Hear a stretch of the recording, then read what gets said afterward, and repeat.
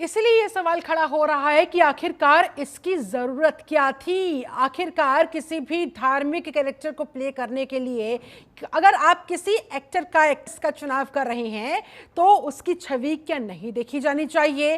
क्या इससे गलत संदेश लोगों में नहीं जाता है, समाज में नहीं जाता है? इसी मुद्दे पर चर्चा करने के लिए इस समय हमारे साथ दो खास मेहमान जुड़ चुके हैं। धर्मगुरु पंडित अजय गौतम जी हमारे साथ इस समय जुड़ चुके हैं, बहुत बहुत स्वागत है सर आपका। और वीएचपी मंत्री दिल्ली प्रांत के हैं सुरेंद्र गुप्ता जी, ये भी हमारे साथ जुड़ चुके हैं, आपका भी बहुत बहुत स्वागत है सर। सबसे पहले चर्चा की शुरुआत सुरेंद्र गुप्ता जी आप ही के साथ। मंदोद जैसे कैरेक्टर के लिए जो रामायण जैसे काव्य से जुड़े हुए हैं, क्या किसी अभिनेत्री की छवि नहीं देखी जानी चाहिए? वो अश्लीलता से जुड़ी हुई है, विवादित चेहरा इंडस्ट्री का रही है, क्या इन चीजों को दरकिनार करना सही है? ऐसा क्यों हो रहा है? देखिए, हमारा मानना यह है और हमने इसके लिए लव कुश रामलीला को पत्र भी लिखा है कि जिस प्रकार का उनका सार्वजनिक जीवन रहा है और जिस प्रकार के सार्वजनिक जीवन में उनके एक अश्लीलता नजर आती है, एक व्यभिचार नजर आता है, तो हम नहीं चाहते कि ऐसी अभिनय के लिए मंदोदरी के पात्र के लिए उनका चयन किया जाना किसी भी दृष्टि से ठीक है। और ये इसको केवल एक इसी संदर्भ में देखने की आवश्यकता नहीं है। पूरी संस्कृति पर जो एक प्रकार से इस प्रकार का आक्रमण हो रहा है और इसमें कोई अपने पराई का भी सवाल नहीं है। आजकल जो तीर्थ स्थान है उनको पिकनिक स्पॉट बनाया जा रहा है, जो धर्म का प्रसार करने के मंच है उन पर ग्लैमर परोस रहा है, जो गरबा और डांडिया के जो महोत्सव हैं उनको लव जिहाद और धर्मांतरण का अड्डा बनाया जाने की कोशिश हो रही है। विज्ञापनों में जो एक प्रकार से हिंदू बच्चों को और परिवारों को ईसाइयत परोसी जा रही है, तो ये सबके ऊपर हमारी आपत्ति है और हम जहां भी ये होगा हम अपनी आपत्ति जरूर दर्ज कराएंगे। आपत्ति दर्ज करवाई जा रही है, यहाँ तक कि रामलीला को लेकर लव कुश रामलीला कमेटी के अंदर भी दो फाड़ देखने को मिल रहा है। बहुत सारे लोग ऑलरेडी इसका विरोध कर रहे हैं, लेकिन धर्म के साथ इस तरह का खिलवाड़ क्यों बर्दाश्त किया जाए? अजय जी आपको क्या लगता है? देखिए, क्या है कि ये कहते हैं कि एक पब्लिसिटी स्टंट, यानी लोगों को आकर्षित करने के लिए रामलीलाओं में जो फिल्म कलाकारों की जो एंट्री हो रही है, इस पर कहीं ना कहीं आत्मचिंतन आत्ममंथन करने की आवश्यकता है।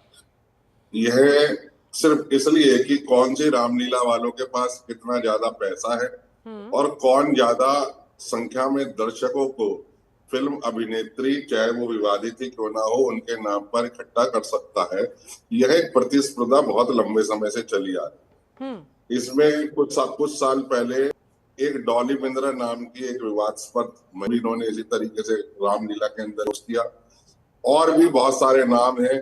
ये समय समय पर उनको जो है सिर्फ इसलिए क्योंकि एक विवाद, लोग ज्यादा से ज्यादा विवादित लोगों को देखने के लिए आए, तो ये एक पब्लिसिटी स्टंट है जिससे रामलीला मंचन से बचना चाहिए। देखिए, मंदोदरी का किरदार हो या कोई भी रामायण का, रामायण के चाहे देव लिए भी तो खैर बहुत है, तो जो हमारे यहाँ जैसे जो स्त्रियां हैं जिनको देखा जाता है उसमें मंदोदरी का भी नाम किया जाता है।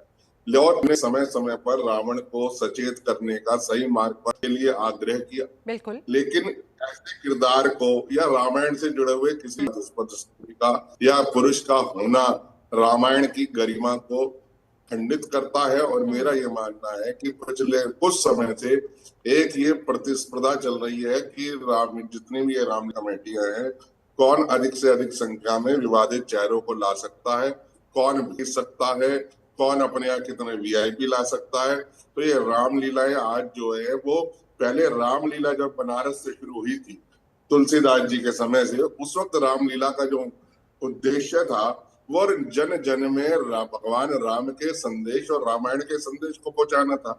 आज ये मात्र मनोरंजन का साधन बन गई है। आज ये चाट पकौड़े गोलगप्पे खाने का स्थान बन गई है। आज ये आतिशबाजी और रंगमंच का स्थान बन गई है। इस तरह के धार्मिक आयोजनों को पिकनिक स्पॉट की तरह दिया गया है। कमर्शलाइजेशन के चक्कर में हमारी परंपराओं के साथ जो खिलवाड़ किया जा रहा है, बस इसी बात को लेकर ये विरोध हो रहा है। हमारे साथ मॉडल मानसी गुलाटी जी भी जुड़ गई हैं। मानसी जी, बहुत स्वागत है आपका।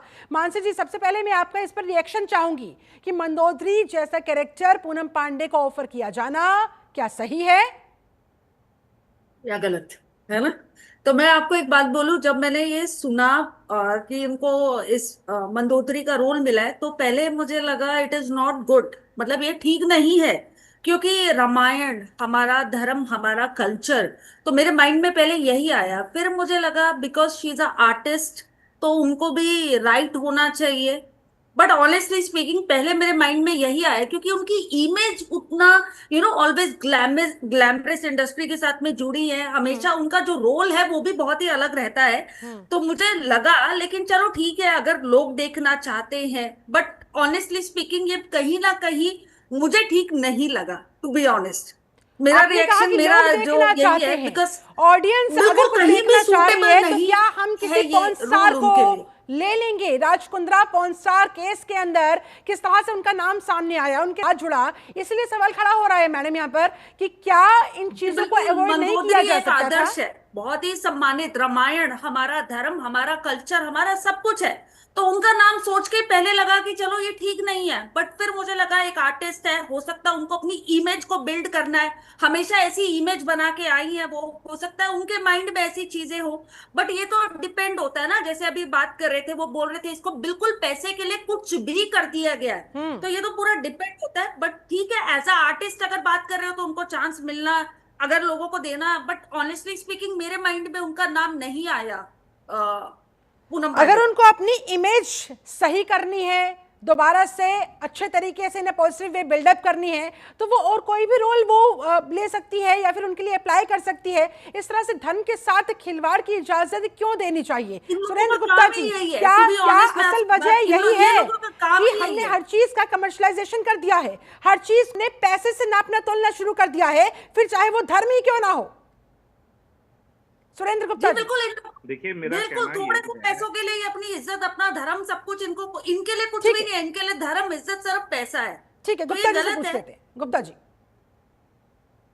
जी, मेरा कहना यही है और हमें इसी बात पर आपत्ति है कि रामलीला कोई नाट्य मंचन नहीं है, यह एक संस्कार व्यवस्था है।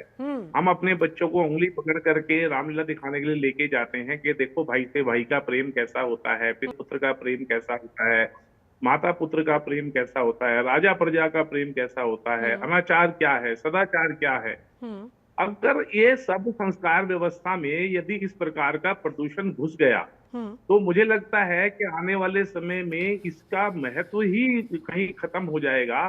ये जो पूरी एक संस्कार व्यवस्था है उसको डेमोलिश करने के जैसा ये काम है, इसीलिए हमको इस पर आपत्ति है और हमने अपनी आपत्ति बड़ी गंभीरता के साथ में जो कमेटी है उसको दर्ज कराई।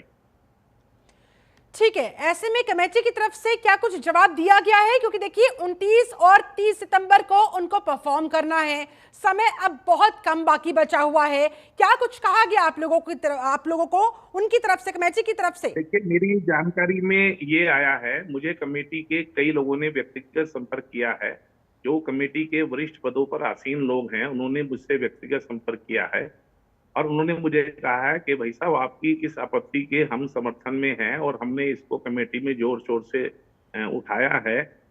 कमेटी में शायद एक दो लोग हैं जिनका के शायद मुझे लगता है ये ग्लैमरस वर्ल्ड के साथ कुछ ज्यादा नजदीक का रिश्ता या संबंध रहा है, उनके अभी गले हमारी बात शायद नहीं उतर रही है, लेकिन हमें उम्मीद है कि उनके भी गले हमारी बात उतर जाएगी कि कम से कम हमारे यहाँ कहते हैं कि आप अपने निजी जीवन में जो कुछ मर्जी करो, पर कम से कम जो एक बड़ा मंच है धर्म को के प्रचार प्रसार का, उसको तो उससे छोड़ दो, बिल्कुल, या उसका भी वही दुरुपयोग आपको करना है जो आप बाकी सब चीजों का दुरुपयोग करते हैं। तो जो भी व्यक्ति इस सारी कमेटी के अंदर इसके ऊपर जो अड़े हुए हैं, मुझे लगता है कि उनको समझदारी से ठीक काम है, लेना समझदारी चाहिए, से नहीं तो काम उनकी लेना चाहिए, व्यक्तिगत अभी प्रतिष्ठा। भी समय है। लेकिन अजय गौतम जी, क्या आपको लग रहा है कि अभी भी कोई एक्शन क्या लिया जा सकता है, या फिर ये मामला सिर्फ शिकायत तक ही सीमित रह जाएगा? क्योंकि लाखों की संख्या में लोग रामलीला मंचन को देखते हैं और उन लाखों लोगों तक एक संदेश जाएगा।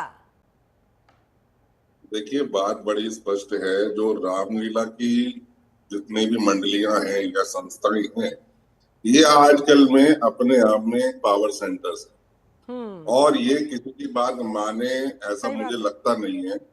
ठीक है, और मैंने आपको कहा रामलीला तो अब बची नहीं।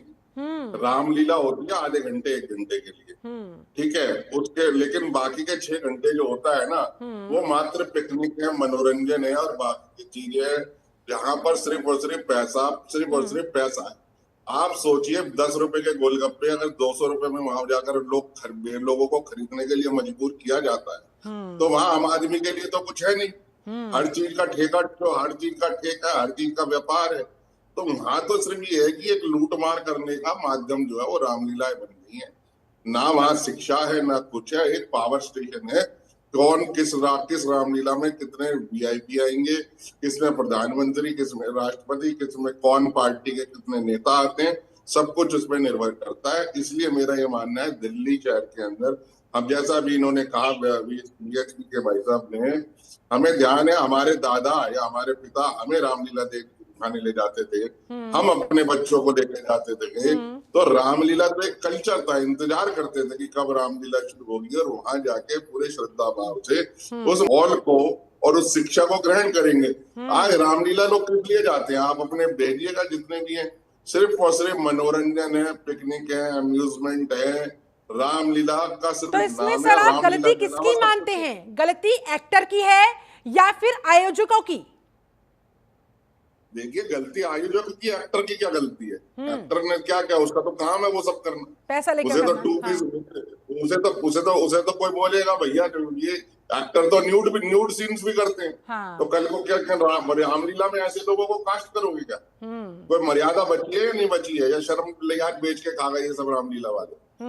आज भी बनारस के अंदर, मैं आपको बताऊं, बनारस है या जितने भी रामनगर की रामलीला पूरे विश्व प्रसिद्ध है। रामनगर जो बनारस से थोड़ा सा आगे जगह शहर पड़ती है, रामनगर। रामनगर में आज भी रामलीला जो होती है, पुराने जो तुलसीदास जी के समय का जो माहौल था, वही मुखौटे, बिना लाइट, बिना साउंड, बिना डीजे के, पारंपरिक हंडे की लाइट के अंदर होती है, और 1 महीने की होती है। देखने के लिए पूरे विश्व से लोग आते हैं वहां की रामलीला को, क्योंकि उन्होंने रामलीला को जिंदा रखा है।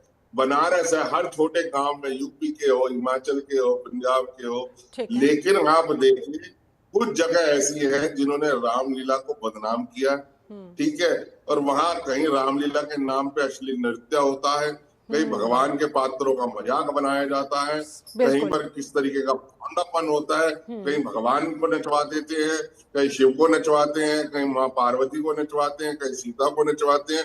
ये मेरा को कहने का मतलब है, ये इसके लिए और अजय गौतम जी, क्या ये सिर्फ हिंदू धर्म के साथ नहीं हो रहा है? हिंदू धर्म क्या इतना सहिष्णु है, इसीलिए खिलवाड़ हो रहा है, इनकी इतनी जरूरत हो रही है? देखिए, हिंदू धर्म है इसीलिए हो रहा है।